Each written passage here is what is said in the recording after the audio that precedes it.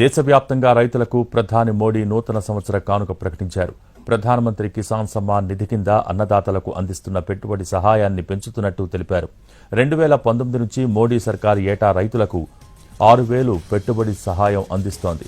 2,000 చొప్పున 3 విడతల్లో అన్నదాతల ఖాతాల్లో సొమ్మును జమ చేస్తున్నారు. ఈ మొత్తాన్ని ఇప్పుడు 10,000కు పెంచుతున్నట్టు మోడీ తెలిపారు. రైతులను ఆర్థికంగా ఆదుకునేందుకు వారి ఖాతాల్లో నేరుగా 10,000 జమ చేయనున్నట్టు ప్రకటించారు. కిసాన్ నిధిని పెంచేందుకు కేంద్రం కసరత్తు చేస్తోందని, ఆర్థిక మంత్రి నిర్మల త్వరలో ప్రవేశపెట్టే 2025-26 బడ్జెట్లో ప్రకటన చేసే అవకాశాలున్నాయని ప్రచారం జరిగింది. అయితే దానికి ముందే ఆ మొత్తాన్ని 10,000కు పెంచుతున్నట్టు ప్రధాని వెల్లడించారు.